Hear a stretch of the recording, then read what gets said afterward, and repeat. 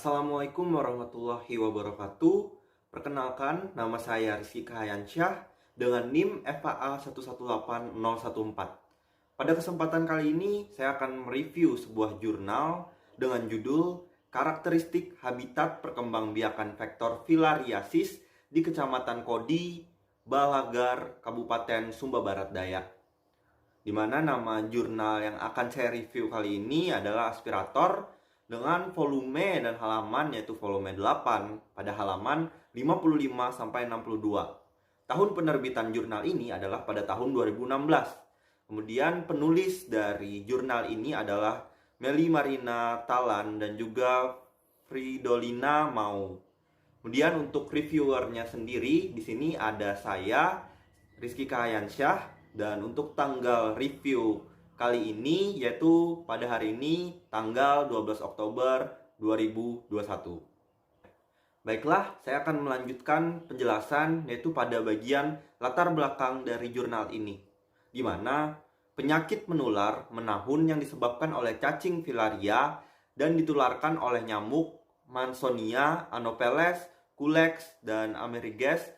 Cacing tersebut hidup di saluran dan kelenjar getah bening dengan manifestasi klinik akut berupa demam yang berulang.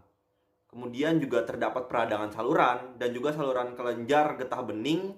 Pada stadium lanjut dapat menimbulkan cacat menetap berupa pembesaran kaki, lengan, payudara, dan juga kelamin. Kemudian selain itu dapat juga menimbulkan demam dan juga rasa kelelahan. Penyakit ini juga dapat menyebabkan kecacatan permanen sehingga penderita tidak dapat bekerja dan akan menjadi beban keluarga dan masyarakat. Di Indonesia ada 3 jenis cacing filaria dengan beberapa jenis, yaitu Wucheria brandtschofti, kemudian ada Burghardia malayi, di mana ini merupakan tipe periodik dari Nocturna, subperiodik, Nocturna, dan non-periodik. Kemudian juga ada B. timori, yaitu spesies yang hanya ditemukan di Indonesia Timur, yaitu Pulau Timur, Flores, dan juga pada Pulau Sumba. Di Pulau Alor, di sini untuk periodisitas pada B. timori biasanya teridentifikasi sebagai parasit nokturnal. Namun, pasien dengan kepadatan parasit Mirofilaria tinggi, periodisitas terdeteksi biasanya pada sediaan darah yang siang hari. Secara epidemiologis, filariasis dapat melibatkan banyak faktor yang sangat kompleks, yaitu cacing filaria sebagai agen penyakit dan juga manusia sebagai vektor, serta faktor lingkungan fisik, biologi, dan juga sosial, yaitu di mana faktor sosial ekonomi dan perilaku penduduk setempat selain reservoir dan juga vektor, lingkungan juga sangat penting dalam proses penularan.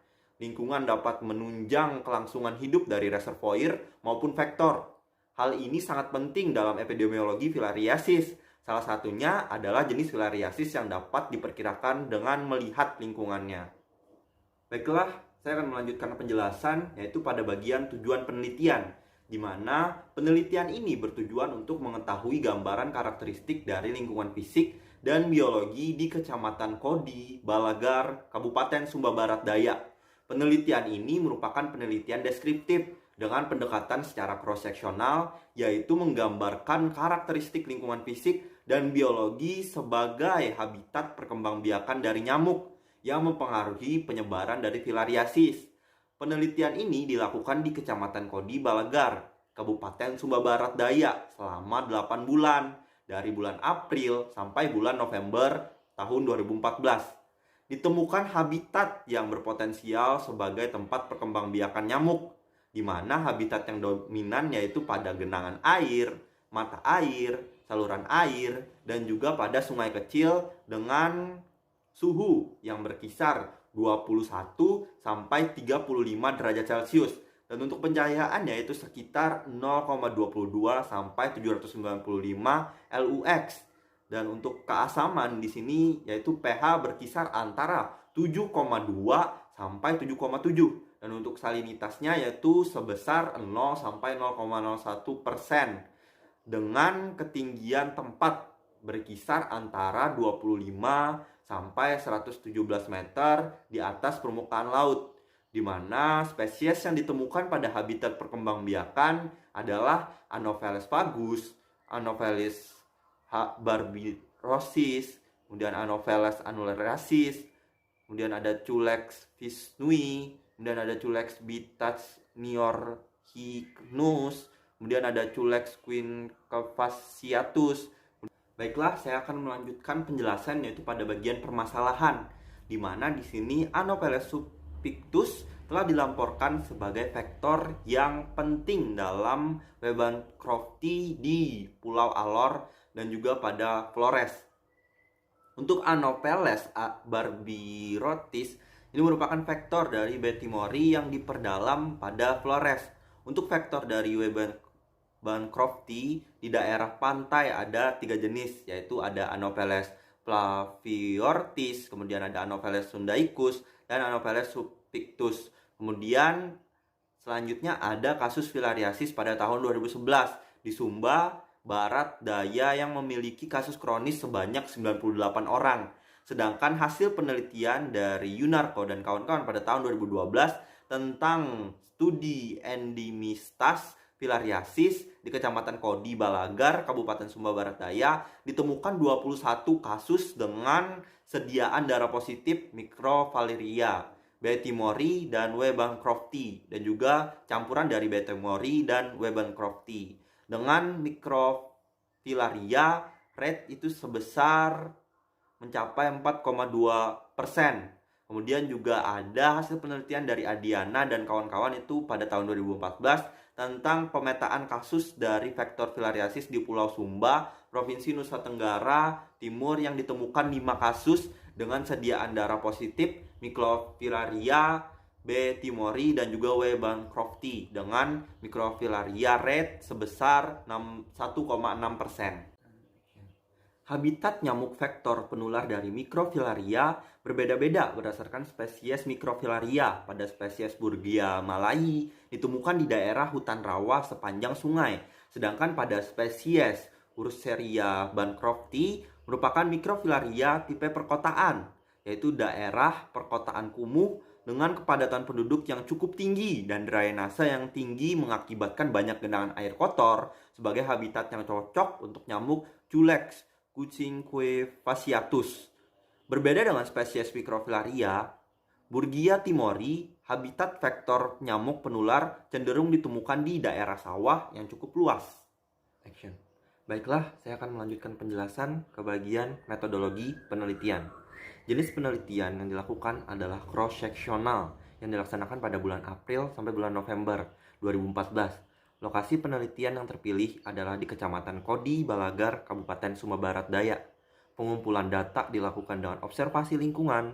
Koleksi larva nyamuk dilakukan di semua genangan air yang ditemukan di sekitar rumah responden pada lokasi penelitian sebagai TPP nyamuk menggunakan ciduk larva atau diper. Selama proses pencidukan berlangsung, disertai pula dengan pengukuran salinitas dengan menggunakan salinometer, dilakukan pengukuran secara langsung, yaitu pada suhu dan pada keasaman atau pH. Dan observasi faktor lingkungan biotik dilakukan dengan pengamatan biota yang terdapat di sekitar, predator dan adanya hewan ternak di sekitar tempat perkembangbiakan nyamuk vektor. Larva yang terkoleksi dimasukkan ke dalam kantong larva atau botol sampel dan diberi label berdasarkan tipe perairan. Waktu, tanggal, dan bulan itu dimasukkan. Titik sampling dan stadium pengamatan larva yang diperoleh dipelihara di laboratorium P2B2 Waika Bukak hingga menetas menjadi nyamuk untuk diidentifikasi. Identifikasi dilakukan menggunakan kunci identifikasi bergambar nyamuk. Baiklah, selanjutnya saya akan melanjutkan pada bagian pembahasan. Upaya pengendalian penyakit filaria untuk memutuskan mata rantai penularan ada 3 unsur yang berkaitan erat, yaitu lingkungan, berupa keanekaragaman hayati dan topografi wilayah, lingkungan biologi, nyamuk dan reservoir, dan perilaku serta sikap dari responden. Lingkungan sangat berpengaruh terhadap distribusi kasus filariasis dan mata rantai penularannya. Topografi lingkungan setempat didominasi oleh perbukitan, persawahan, dan hutan di samping pantai dan juga sungai. Letak geografis adalah daerah dataran rendah dengan ketinggian tempat sekitar altitude dengan 30-164 meter di atas permukaan air laut. Kondisi fisik rumah responden secara keseluruhan berbentuk panggung dengan kondisi tidak terawat. Ditemukan kandang ternak berupa babi, kerbau, dan kuda berada di bawah panggung rumah. Beberapa jenis Anopheles mampu menyesuaikan diri dan hidup dalam kondisi air yang payau, serta larva tidak dapat bertahan hidup pada kadar garam di atas 40%. Akan mengalami kematian. Larva toleran terhadap salinitas antara 12% sampai 18%. Berdasarkan hasil penelitian, diperoleh pengukuran salinitas dengan 6 jenis habitat perkembangbiakan adalah 0%. Hal tersebut menunjukkan bahwa air yang terdapat pada habitat termasuk tipe air tawar. Hal ini menunjukkan bahwa perairan yang merupakan habitat larva berkembang biak termasuk jenis perairan air tawar. Hal ini sesuai dengan penelitian Effendi pada tahun 2003 yang mengatakan bahwa nilai salinitas perairan tawar biasanya kurang dari 0,5%. Dan Hidayani juga menyatakan hal demikian pada penelitiannya yang dilakukan pada 20 titik yang ditemukan, yaitu berada pada salinitas 0%. Pada penelitian yang dilakukan oleh Lordi dan Tanjung, bahwa produktivitas perairan akan meningkat jika adanya tanaman air, misalnya mikroalga, karena proses fotosintesis yang terjadi pada badan air akan memperkaya kandungan nutrisi yang dibutuhkan oleh organisme air.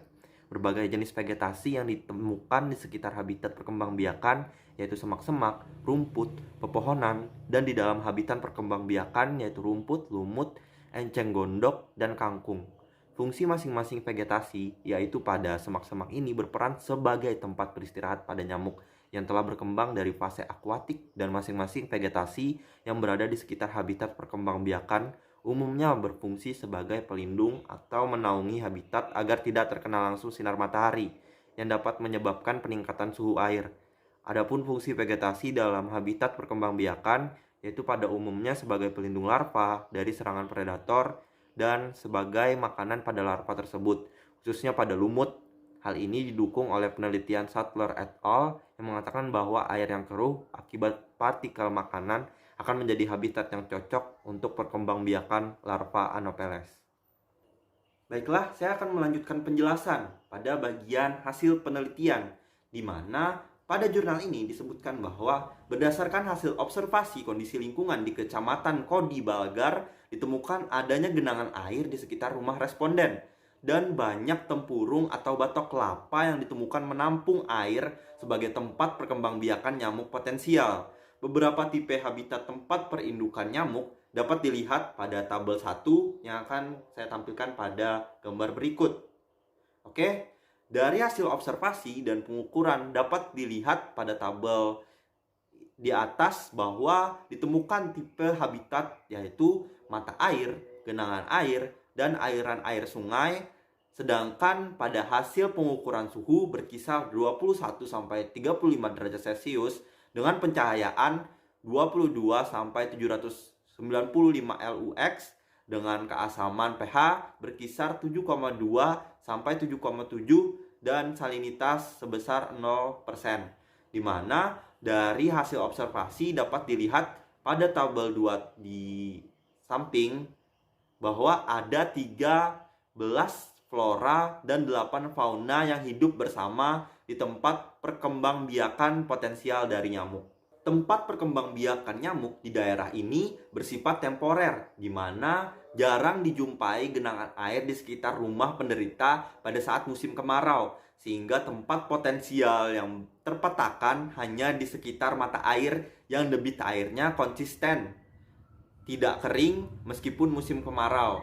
Dan dapat teman-teman lihat pada tabel 3 bahwa ditemukan 3 spesies, yaitu ada Anopheles speculex, kemudian ada Amigeres sp, di mana dari hasil riring jentik tersebut ditemukan Anopheles pagus, Anopheles barburostis, kemudian ada Anopheles annularis, dan juga ada Culex visui, Culex bitaenoricicus, ada Culex quinquefasciatus, kemudian ada Amigeres hugihengensis.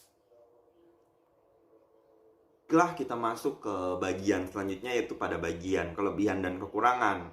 Dimana jika dilihat dari segi jurnal, untuk sisi kelebihan di sini isi dari jurnal itu singkat, padat, dan jelas, dimana penggunaan kata yang tepat dan baku serta menerapkan kerapihan dalam penulisan. Kemudian juga sesuai dengan kaidah penulisan ilmiah atau jurnal. Sementara jika dilihat dari sisi kekurangannya, untuk jurnal ini tidak memberitahukan deskripsi secara lengkap dan disertai dengan gambar. Oke, kemudian untuk sisi aplikasi dari jurnal ini, kelebihannya di mana pemodelan yang terdapat pada penelitian ini sangat membantu menunjukkan hasil penelitian yang lebih akurat. Kemudian dari sisi aplikasi, untuk kekurangannya, literatur yang digunakan dalam penelitian ini masih tergolong sedikit, sehingga penguatan teori untuk penelitian masih kurang. Oke, baiklah, kita masuk ke bagian terakhir, yaitu pada bagian kesimpulan dari jurnal ini, di mana disebutkan pada jurnal ini, yaitu beberapa faktor yang mempunyai potensi sebagai mata rantai dari penularan dan penyebab penyakit dari filariasis, yaitu kondisi lingkungan, kondisi fisik rumah.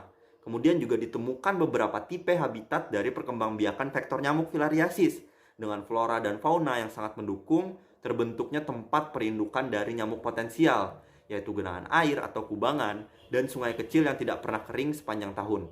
Kondisi habitat yang ditemukan sangat berpotensi terhadap 3 spesies vektor nyamuk, yaitu filariasis, ada Anopheles sp, Culex xp, dan juga Armigeres sp.